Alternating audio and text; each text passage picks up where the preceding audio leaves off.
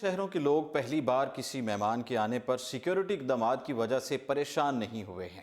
سعودی ولی عہد شہزادہ محمد بن سلمان 2 روزہ سرکاری دورے پر پاکستان میں موجود تھے، جہاں آج اسلام آباد میں وہ مصروف 3 دن انہوں نے گزارا۔ سعودی ولی عہد کی پاکستان آمد پر سیکیورٹی کے بھی سخت انتظامات کیے گئے، لیکن اسلام آباد کے شہری دارالحکومت میں سعودی عرب کے ولی عہد محمد بن سلمان کی آمد کے پیش نظر سیکیورٹی اقدامات سے پریشان نہیں دکھائی دیے۔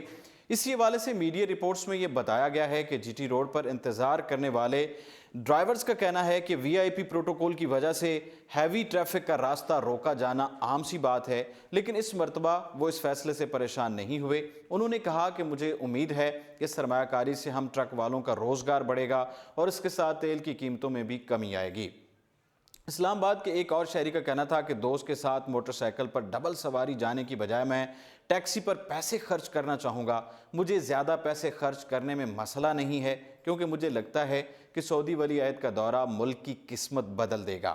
ایک اور شہری کا بھی اس حوالے سے کہنا تھا کہ سعودی عرب نے ہمیشہ پاکستان کا ساتھ دیا اور میرا ماننا ہے کہ وہ دوبارہ ہماری مدد کریں گے۔ اس کے علاوہ بھی کئی شہریوں کا موقف سامنے آیا اور انہوں نے کہا کہ ہمیں سیکیورٹی اقدامات کی وجہ سے کوئی مسئلہ نہیں ہے، کیونکہ یہ اقدامات سعودی ولی عہد محمد بن سلمان کے لیے کیے گئے ہیں۔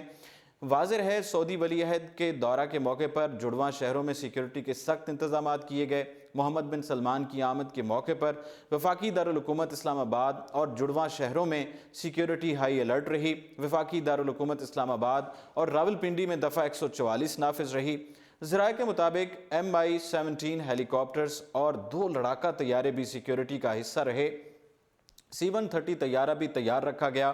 ذرائع نے بتایا کہ وفاقی دارالحکومت اسلام آباد میں پولیس اور رینجرز تعینات رہی۔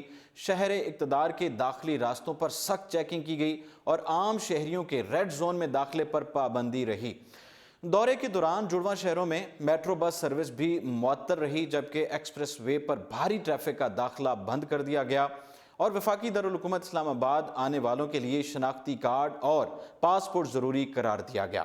دوسری طرف پاکستان میں جب بھی کسی سیاسی شخصیت کا پروٹوکول گزرتا ہے تو سڑک کے چاروں طرف سیکیورٹی سخت کر دی جاتی ہے اور روڈ بلاک کر دی جاتی ہے، جس کی وجہ سے گھنٹوں ٹریفک متاثر رہتی ہے اور عوام کو مشکلات کا سامنا کرنا پڑتا ہے، جس کی وجہ سے متعلقہ ذمہ داران کو تنقید کا نشانہ بھی بنایا جاتا ہے۔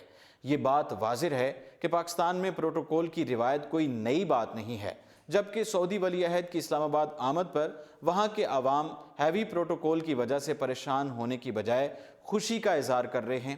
یہ بات یاد رہے کہ سعودی ولی عہد محمد بن سلمان 17 فروری کو 2 روزہ پاکستان دورے کے لیے پہنچے تھے۔ اسلام آباد کے نور خان ایئر بیس پر سعودی ولی عہد کے طیارے کو لینڈ ہونے سے قبل پاکستانی حدود میں پاک فضائیہ کے لڑاکا طیاروں نے اپنے حفاظتی حصار میں لیا تھا۔